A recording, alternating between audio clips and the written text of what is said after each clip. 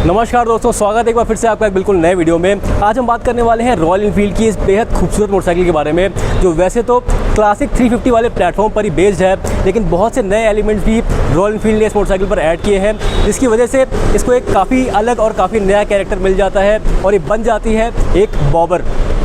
तो चलिए दोस्तों, थोड़ा एक्सप्लोर करते हैं इस नई गोवन क्लासिक को और जानने की कोशिश करते हैं कि क्या क्या ये मोटरसाइकिल आपको नया ऑफर करने की कोशिश करती है और किस तरीके से ये क्लासिक 350 से अलग साबित होने वाली है।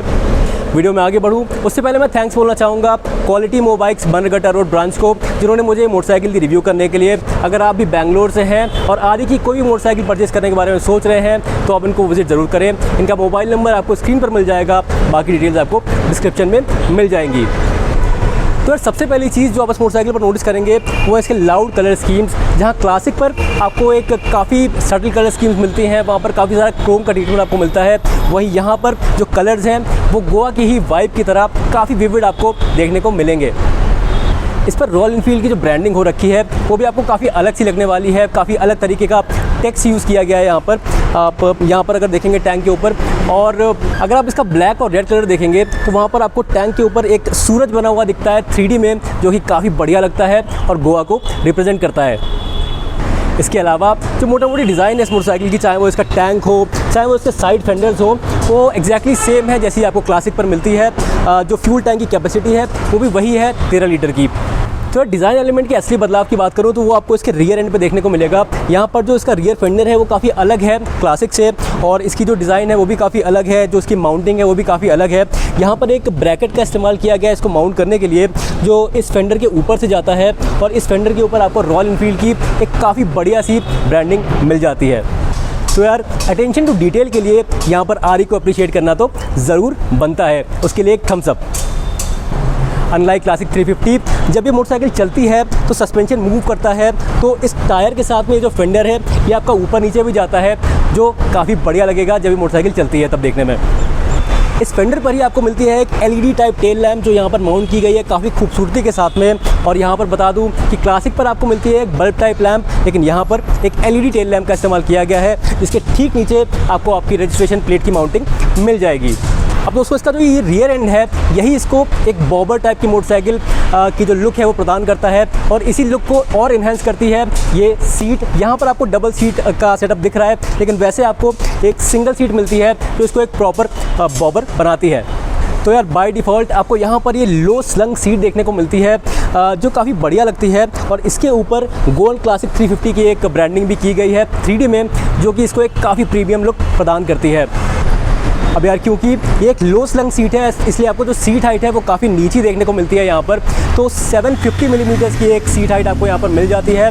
अगर बात करूँ तो आरी के पूरे लाइनअप में इस सेकंड लोवेस्ट सीट हाइट है।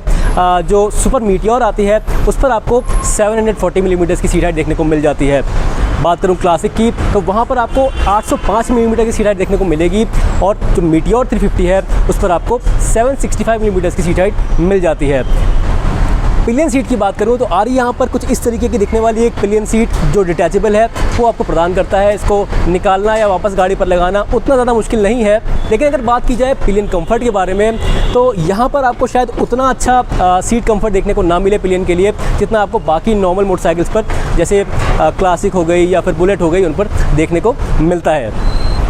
तो यार, मोटरसाइकिल जो सीट हाइट है वो काफ़ी कम है, इसलिए जो शॉर्ट हाइट के राइडर्स हैं उनको भी इसको राइड करने में कोई खास दिक्कत होने वाली है नहीं। और मेरी जो हाइट है 5'11" के आसपास है, और आप देख रहे हैं कि बड़ी आसानी से जो मेरे पैर हैं वो ज़मीन तक पहुंच जाते हैं, और जो थोड़े शॉर्ट हाइट के राइडर्स हैं उनको भी यहाँ कोई खास तकलीफ़ होने वाली है नहीं। अब यार, सीट तो नीची है, लेकिन जो हैंडल बार्स हैं वो आपको यहाँ पर थोड़े से ऊंचे मिलते हैं। तो रॉयल एनफील्ड ने यहाँ पर mid app type handle bars का इस्तेमाल किया है इस मोटरसाइकिल पर। अगर आपको दिल चाहता है मूवी का ये वाला सीन याद है तो उस पर वो लोग कुछ इस तरीके की मोटरसाइकिल चलाते हैं। तो ये हैंडल बार भी कहीं ना कहीं गोवा के जो मोटरसाइकिल कल्चर है उसको रिप्रेजेंट करता है। अब यार, इन हैंडल बार्स की वजह से आपको एक अपराइट राइडिंग स्टैंस इस मोटरसाइकिल पर मिल पाता है, और आपका जो राइडिंग पोजीशन है वो थोड़ा सा रिलैक्स रहता है। आप के जो हाथ है वो लगभग आपके शोल्डर्स के आसपास ही हाइट पर रहते हैं, इसकी वजह से आपको एक काफ़ी आरामदायक जो राइडिंग पोजीशन है वो यहाँ पर मिलता है। अब क्योंकि जो हैंडल बार्स हैं वो थोड़े से ऊंचे हैं, तो एक नेगेटिव ये है कि जब आप शार्प टर्न्स लेते हैं या यू टर्न आप ले रहे होते हैं तो आपको थोड़ा सा कॉशियस इसके साथ में रहना पड़ेगा। बात करूँ फुटपैक्स की, तो फुटपैक्स काफ़ी आगे की तरफ आपको मिलते हैं, जैसे कि आपको मेटियोर 350 पर मिलते हैं, लगभग वैसे ही एक फुटपैक की पोजीशन आपको यहाँ पर मिलती है, जो काफ़ी रिलैक्स्ड है। और यार इन टोटल अगर आप देखेंगे तो एक काफ़ी रिलैक्स सा, एक काफ़ी काम सा जो राइडिंग पोजीशन है वो आपको यहाँ पर मिल जाएगा। हालांकि यहाँ पर ये भी बता दूँ कि फुटपैक्स आपके आगे की तरफ है, हैंडल बार्स आपके काफ़ी ऊंचे होते हैं, तो बॉडी का जो वेट है वो डिस्ट्रीब्यूट नहीं हो पाता, इसलिए जो बॉडी का पूरा वेट है वो आपके बैक पर या फिर टेल पर जाता है। इसकी वजह से अगर आप इसको बहुत लंबे ड्यूरेशन के लिए चलाएंगे, जैसे कि आप पूरे दिन के लिए चला रहे हैं, आप उसको टूरिंग पर लेकर निकल गए हैं, तो हो सकता है ये आपको थोड़ा सा अनप्लेजेंट एक्सपीरियंस लगे। अब यार रॉयल एनफील्ड इस मोटरसाइकिल के लिए एक टूरिंग हैंडल बार भी ऑफ़र करता है, जिसकी जो हाइट है वो इनसे थोड़ी सी नीची होती है, तो थोड़ा सा कंफर्टेबल वो आपके लिए हो जाते हैं लंबी जर्नीज़ के लिए। और जो क्लासिक 350 का हैंडल बार है वो उससे भी थोड़ा सा नीचा है, तो जो शहर की सिटी राइडिंग कंडीशंस होती हैं जहाँ पर आपको शार्प टर्न्स लेने होते हैं, उन कंडीशंस के लिए क्लासिक 350 का हैंडल बार काफ़ी बढ़िया साबित होता है। ओके दोस्तों, तो अब आगे बढ़ते हैं और अगली चीज़ जो इस मोटरसाइकिल पर काफ़ी यूनिक आपको मिलने वाली है वो है इसके व्हील्स और टायर्स। और यहाँ पर मैं फिर से एक बार आदि की तारीफ़ करना चाहूँगा कि जिस लेवल का उन्होंने एफर्ट डाला है इसके व्हील्स और टायर्स को डिज़ाइन करने में, वो शायद कोई और मैन्युफैक्चरर नहीं कर पाता। सबसे पहली चीज़ तो यहाँ पर आपको स्पोक रिम्स मिलते हैं और उसके साथ में आपको ट्यूबलेस टायर्स यहाँ पर मिल जाते हैं, इसकी वजह से जो इसका रेट्रो फील है उसके साथ में भी आपको कॉम्प्रोमाइज़ नहीं करना पड़ता। साथ ही पंचर की जो टेंशन है वो भी आपको लेनी नहीं पड़ेगी। दूसरा, यहाँ पर आप ये वाइट वॉल वाले टायर्स देख सकते हैं जो इस मोटरसाइकिल के रेट्रो फील को, रेट्रो लुक को एक अगले ही लेवल पर, नेक्स्ट लेवल पर ले जाते हैं। और इन टायर्स को आरी ने सीएट के साथ मिलकर स्पेशली इस पर्टिकुलर मोटरसाइकिल के डिज़ाइन किया है, विच इज़ कमेंडेबल। फ्रंट में क्लासिक की तरह आपको एक 19 इंच का व्हील मिलता है, और अगर टायर साइज़ की बात करूँ तो वो भी सेम है, 100/90 सेक्शन का एक टायर आपको यहाँ पर लगा हुआ मिल जाएगा। बात करूँ रियर की, तो यहाँ पर यार काफ़ी बदलाव किया गया है। क्लासिक की बात करूँ तो वहाँ पर आपको एक 18 इंच का व्हील मिलता है पीछे, लेकिन यहाँ पर एक 16 इंच का व्हील इस्तेमाल किया गया है। बात करूँ टायर प्रोफाइल की, तो वो भी यहाँ पर चौड़ी रखी गई है, 130/90 सेक्शन का एक टायर आपको यहाँ पर देखने को मिलता है।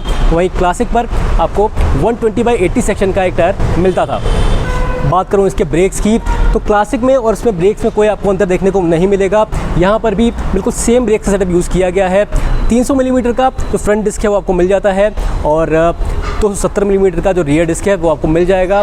अब बाई ब्रेक के जो ब्रेक कैलिपर्स हैं उनका यहाँ पर इस्तेमाल किया गया है। ब्रेक की जो बाइट है वो आपको ठीक ठाक मिल जाती है, कोई ख़ास आपको परेशानी यहाँ पर ब्रेक के साथ में नहीं आएगी। इसी के साथ में दोनों ही मोटरसाइकिल्स पर आपको डुअल चैनल ABS भी मिल जाता है, तो सेफ्टी से यहाँ पर कोई कॉम्प्रोमाइज़ नहीं किया गया है। अब यार थोड़ी डायमेंशंस की बात करूँ तो यहाँ पर जो इस मोटरसाइकिल का आपको व्हील बेस देखने को मिलता है वो मिलता है 1400 मिलीमीटर्स का, जो क्लासिक से लगभग 10 मिलीमीटर कम है। इसलिए सिटी राइडिंग कंडीशंस में क्लासिक आपको थोड़ी बेटर फील होने वाली है। क्लासिक 350 पर आपको 1390 मिलीमीटर का व्हील बेस देखने को मिलता है। बात की जाए ग्राउंड क्लियरेंस की, तो दोनों ही मोटरसाइकिल्स पर आपको 170 मिलीमीटर का एक ग्राउंड क्लियरेंस यहाँ पर देखने को मिल जाएगा। दोनों ही मोटरसाइकिल्स पर आपको बिल्कुल सेम फ्रंट सस्पेंशन का सेटअप देखने को मिलता है। यहाँ पर 41 मिलीमीटर डाया वाले टेलीस्कोपिक फोर्क का इस्तेमाल किया गया है। दोनों ही मोटरसाइकिल्स पर आपको 130 मिलीमीटर का व्हील ट्रैवल देखने को मिल जाएगा। बात करूँ रियर की, तो यार दोनों ही मोटरसाइकिल्स पर आपको एक ट्विन शॉक का सेटअप देखने को मिलता है यहाँ पर कुछ इस तरीके का, और इसका जो प्रीलोड है वो 6 स्टेप एडजस्टेबल है, और जो इसका व्हील ट्रैवल है वो इस मोटरसाइकिल पर आपको 105 मिलीमीटर के आसपास का मिलने वाला है। अगर बात की जाए क्लासिक की, तो वहाँ जो व्हील ट्रैवल है थोड़ा सा कम मिलता है, लगभग 90 मिलीमीटर का।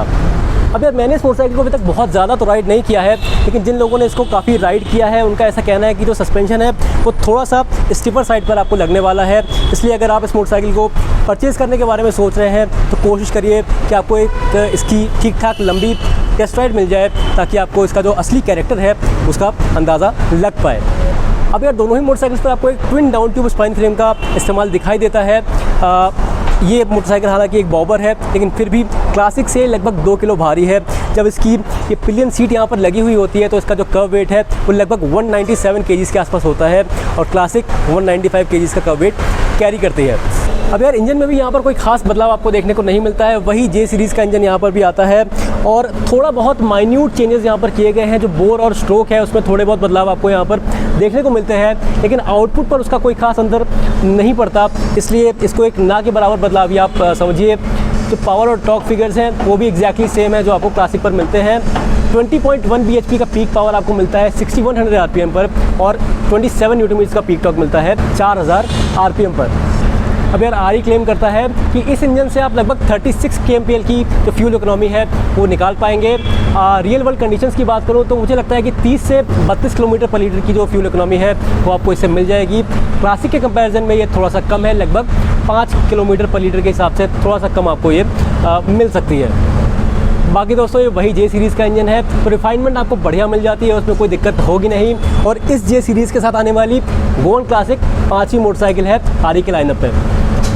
अब यार बदलाव अगर आपको कहीं दिखाई देता है तो वो दिखाई देता है इसके एग्जॉस्ट पाइप की डिज़ाइन में और इसके एग्जॉस्ट नोट में। तो एग्जॉस्ट पाइप की जो डिज़ाइन है उसको यहाँ पर चेंज किया गया है, और ये एक बॉबर की जो डिज़ाइन है उसको काफ़ी अच्छी तरीके से कॉम्प्लीमेंट भी करती है।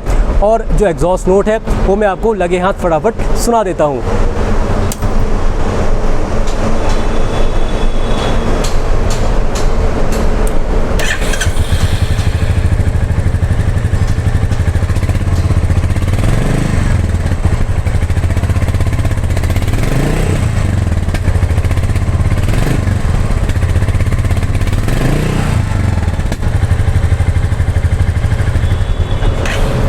अब यार थोड़ी सी बात करते हैं इसकी इलेक्ट्रिकल्स के बारे में।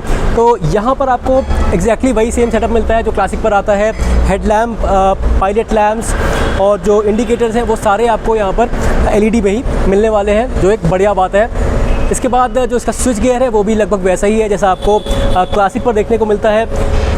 तो यहाँ पर आपको मिल जाता है इसका हाई बीम और लो बीम पे स्विच करने का बटन, इसको आप पास साइड के बटन की तरह भी यूज़ कर सकते हैं। यहाँ पर मौजूद है इसके इंडिकेटर्स के बटन्स, और यहाँ पर मौजूद है इसका हॉर्न का स्विच। तो हॉर्न बजा के दिखाते हैं कैसा साउंड करता है।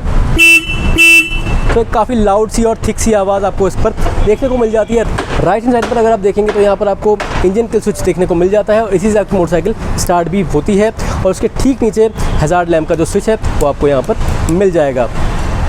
अब यार यहाँ पर बता दूं कि इसके जो ब्रेक और क्लच लीवर्स हैं वो भी एडजस्टेबल हैं। तो यहाँ पर कुछ इस तरीके का एक मैकेनिज़्म दिया गया है जिसको कुछ इस तरीके से घुमाकर आप इसके जो ब्रेक और क्लच लीवर्स हैं उनको अपने हाथ के हिसाब से एडजस्ट कर सकते हैं। अब दोस्तों यार फाइनली बात कर लेते हैं इसके इंस्ट्रूमेंट कंसोल के बारे में। तो यहाँ पर आपको एक एनालॉग टाइप का स्पीडोमीटर देखने को मिल जाता है विद क्रोम इंसर्ट्स। देखने में ठीक ठाक लगता है। एक क्लासिक जो डिज़ाइन है इसकी उसको ये कैरी फॉरवर्ड ज़रूर करता है। उसके अंदर आपको थोड़े से टेल टेल लैंप्स मिल जाते हैं, जैसे ABS का या लो फ्यूल वार्निंग का, या फिर जो न्यूट्रल की लाइट है वो आपको यहाँ पर मिल जाती है। उसके ठीक नीचे यहाँ पर दिया गया है एक छोटा सा डिजिटल कंसोल जिस पर आपको आपकी फ्यूल गेज, आपका गियर पोजीशन इंडिकेटर, आपका ट्रिप मीटर, ओडोमीटर, वो सारी चीज़ें मिल जाती हैं। इस इंस्ट्रूमेंट कंसोल को ऑपरेट करने के लिए यहाँ पर एक आई बटन भी आपको मिल जाती है। तो आप हैंडल बार पे हाथ रख के ही इसको आराम से यूज़ कर पाएंगे। इससे आपको trip A, trip 1, trip 2, odo, trip F, ये सारी चीज़ें यहाँ पर दिखाई देती हैं। इसके राइट हैंड साइड में आपको ट्रिपर नेविगेशन का जो कंसोल है वो यहाँ पर मिल जाता है। फिलहाल यहाँ पर टाइम लिखकर आ रहा है, हालांकि अगर आप इसको अपने मोटरसाइकिल से कनेक्ट करते हैं तो यहाँ पर आपको टर्न बाई टर्न नेविगेशन दिखाई देता है। यहाँ लेफ्ट हैंड साइड में आपको जो की होल है वो दिख जाता है, और कुछ इस तरीके की एक वेव टाइप की आपको यहाँ पर मिल जाएगी। तो यार ओवरऑल एक काफ़ी खूबसूरत सी, एक काफ़ी लाइवली सी मोटरसाइकिल बनके आपके सामने आती है। और थोड़ी सी प्रैक्टिकलिटी अगर आप देखेंगे तो हो सकता है कि आपको क्लासिक इससे थोड़ी ज़्यादा प्रैक्टिकल लगे। एक ऑलराउंड मोटरसाइकिल बनके वो सामने आती है क्लासिक 350। उस पर आप अगर आप उसको शहर में चला रहे हैं, डे टू डे यूज़ के लिए आप उसको यूज़ कर रहे हैं, ऑफिस जा रहे हैं, रोड ट्रिप्स कर रहे हैं, लद्दाख ले जा रहे हैं, हर चीज़ में वो मोटरसाइकिल केपेबल है। कहीं पर भी वो आपको निराश नहीं करती। लेकिन इस मोटरसाइकिल के साथ में हो सकता है कि थोड़े बहुत लिमिटेशन आपको देखने को मिले। जैसे मैंने आपको बताया, जब बहुत लंबी दूरियाँ आप चलेंगे इस पर तो हो सकता है कि थोड़ा सा दिक्कत आपको महसूस हो। उसी के साथ में पिलियन के लिए शायद उतना अच्छा कंफर्ट आपको यहाँ पर देखने को नहीं मिल पाएगा। बात करूँ इसके प्राइस की तो गोवन क्लासिक का एक शोरूम प्राइस 2,35,000 रुपये से शुरू होकर 2,38,000 रुपये तक जाता है। अगर क्लासिक की बात की जाए तो वहाँ पर उसका टॉप एंड वेरिएंट आपको 2,30,000 रुपये में मिल जाएगा, जो इसके टॉप एंड वेरिएंट से लगभग 8,000 रुपये सस्ता है। अगर बात की जाए वेरिएंट्स की तो इस पर जो वेरिएंट्स हैं उनमें कोई खास अंतर आपको देखने को नहीं मिलेगा। सिर्फ जो पेंट स्कीम्स हैं उन्हीं में आपको डिफरेंस देखने को मिलता है। आप इस खूबसूरत गोवन क्लासिक के बारे में क्या सोचते हैं, कमेंट्स में लिखना मत भूलिएगा। और क्या आप क्लासिक 350 के ऊपर इसको परचेस करना पसंद करेंगे, ये भी हमें कमेंट्स में लिखकर ज़रूर बताइएगा। वीडियो अच्छा लगा हो तो उसको लाइक शेयर और सब्सक्राइब करना मत भूलिएगा। बेंगलोर से हैं और किसी भी आरी को परचेज़ करना चाहते हैं तो क्वालिटी मोबाइल्स को विजिट ज़रूर करें। इसी नोट पर एंड करते हैं इस वीडियो को, मिलते हैं ऐसी किसी और वीडियो में। तब तक आप सबका खूब ख्याल रखिए। Thank you so much for watching.